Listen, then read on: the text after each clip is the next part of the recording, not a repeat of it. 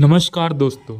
इस लेक्चर में अपन बात करने वाले हैं सेक्सुअल ऑफेंसेस, दैट इज़ यौन अपराध के बारे में। तो सबसे पहले इसकी डेफिनेशन के बारे में अपन बात करते हैं। तो यौन अपराध दैट इज सेक्सुअल ऑफेंसेस होते क्या है? तो sexual offences are act of illegal sexual intercourse with another person or with animal or any other illegal act to obtain sexual gratification। तो क्या है सेक्सुअल ऑफेंस? मतलब होता क्या है? ये एक इलीगल सेक्सुअल इंटरकोर्स है।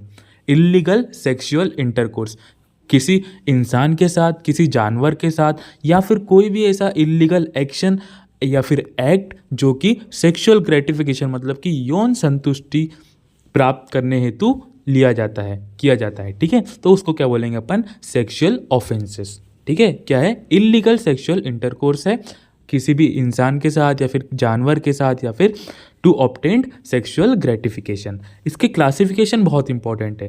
ठीक है, क्लासिफिकेशन में there are 4 types of sexual offences that are, कौन कौन से है वो? Natural offences, unnatural, sexual perversions, that is deviations, and उसको और क्या बोलते हैं? पैराफिलेंस, है ना? ठीक है, और जो फोर्थ है that is sex linked offences. तो एक बार और रिवाइज करता हूं मैं इसके नाम को। देखो क्या क्या है? Natural offences, unnatural offences, sexual preventions, deviations जिसको बोल सकते हैं, और एक है सेक्स लिंक्ड ऑफेंसेस, जिसमें कि शुरू के जो 2 है वो बहुत ही इंपॉर्टेंट है, नेचुरल ऑफेंस और अननेचुरल ऑफेंस्ड। ठीक है, तो नेचुरल ऑफेंस मतलब कि हिंदी में तो पता है अपन को क्या बोल सकते हैं उसको? प्राकृतिक अपराध। तो सबसे पहले अपन यहाँ पर देखने वाले हैं नेचुरल सेक्सुअल ऑफेंस। तो क्या है देखो, डेफिनेशन में अपन को कैसे डिफाइन करना है? It include the offence committed in order of nature, that is by penetration of the vagina by the penis। मतलब कि क्या है? नेचुरल पेनिट्रेशन मतलब कि नेचुरल जो प्रोसेस होती है वैसे ही, मतलब कि नेचुरली तो यही होता है कि जो मेल होता है वो फीमेल के वेजाइना में पेनिट्रेशन करता है बाय पेनिस। ठीक है, तो ये जो है ये नेचुरल सेक्सुअल ऑफेंस के अंतर्गत आएगा, है ना? तो प्रोसेस यहाँ पर बता रहा है कि ये नेचुरली होगी, लेकिन ये इलीगल है चीज़। ये क्या है? इलीगल है। इसमें क्या क्या इंक्लूड होगा देखो, बहुत इंपॉर्टेंट है।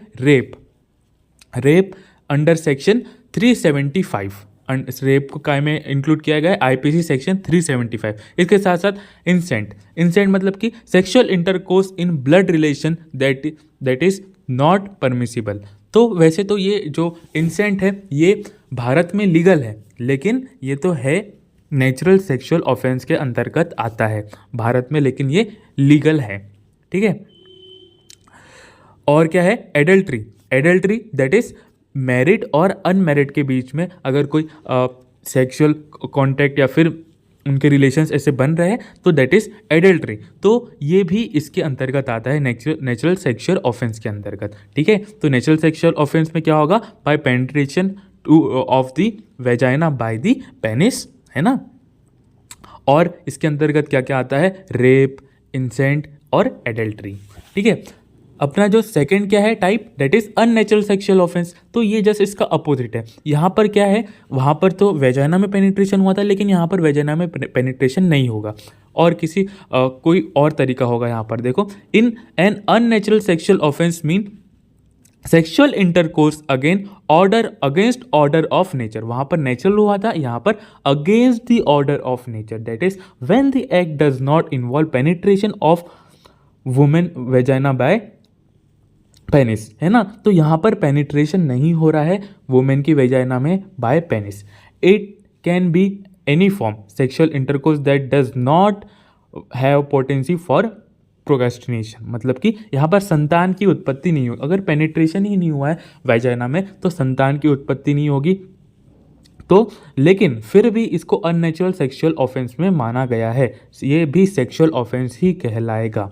अगर वेजाइना में पेनिट्रेशन नहीं हुआ है फिर भी वो सेक्सुअल ऑफेंस है। इसके एग्जांपल जब अपन देखेंगे तो और अच्छे से समझ में आ जाएगा। Even if the sexual intercourse does not with mutual consent, है ना? तो यहाँ पर सेक्सुअल इंटरकोर्स नहीं भी हुआ है, लेकिन ये अननेचुरल सेक्सुअल ऑफेंस है। इसके एग्जाम्पल्स क्या है देखो, सुडोमी, एनल सेक्स, जिसको अपन क्या बोल सकते हैं, गुदा मैथुन, है ना। इसके बाद में ओरल सेक्स, बकल कॉइटर, है ना, बक्कल कॉइटर, दैट इज मुख मैथुन, है ना। ट्राइबेडिज्म और लेस्बेनिज्म, है ना, ट्राइबेडिज्म और लेस्बेनिज्म। और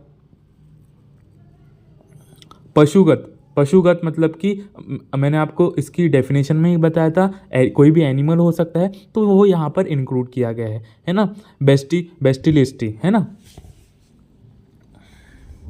इसके बाद में जो अपना थर्ड था वो क्या था अपना, सेक्सुअल। देखो मैंने यहाँ पर बताया था सेक्सुअल परवेशंस। सेक्सुअल परवेशंस में क्या है, it is a condition in which sexual excitement or organism is associated with act or imaginary that are considered unusual, abnormal or deviate with nature, with culture, है ना। तो मतलब कि ये सोसाइटी के अगेंस्ट है, कल्चर के अगेंस्ट है, दैट इज सेक्सुअल एक्साइटमेंट के लिए ऑर्गेनिज्म, है ना, और कुछ इमेजिनरी, कुछ ऐसी अनयूजुअल चीज़ें उसको अपन सेक्सुअल परवेशंस में मानेंगे, है ना। मतलब कि ये बेसिकली ट्रेडिशन, अपने कल्चर, इन सब के विरुद्ध है और सेक्सुअल एक्साइटमेंट या फिर ऑर्गेनिज्म के लिए किया जाता है। इसके अंदर मास्टरबेशन और यूरेजियम और नेक्रोफिल्ला, है ना। तो ये इसके एग्जाम्पल्स है। और फोर्थ जो है अपना वो sex linked offence, that is sex linked offence are any crime that has sexual component that may involve actually and interpret physical harm और mental और emotional harm to victim, है ना। तो ये सेक्स लिंक्ड ऑफेंस है basically, जो कि crime के अंतर्गत माना जाएगा, ठीक है। इसके एग्जाम्पल्स में अपन देख सकते हैं जैसे कि प्रोस्टिट्यूशन, स्टाल्किंग, है ना, ताक झाक करना, सेक्सुअल हैरासमेंट, ठीक है। तो सेक्स लिंक्ड ऑफेंस में ये सब चीज़ें अपन यहाँ पर इंक्लूड कर लेंगे। तो फोर टाइप्स देख लिए अपन ने इसके। और अपन यहाँ पर कुछ धाराएं देख लेते हैं। Section 375 is deal with rape and is explanation. Section 376 IPC deals with punishment of rape और 377 IPC deal with unusual sexual offence, ठीक है। धन्यवाद।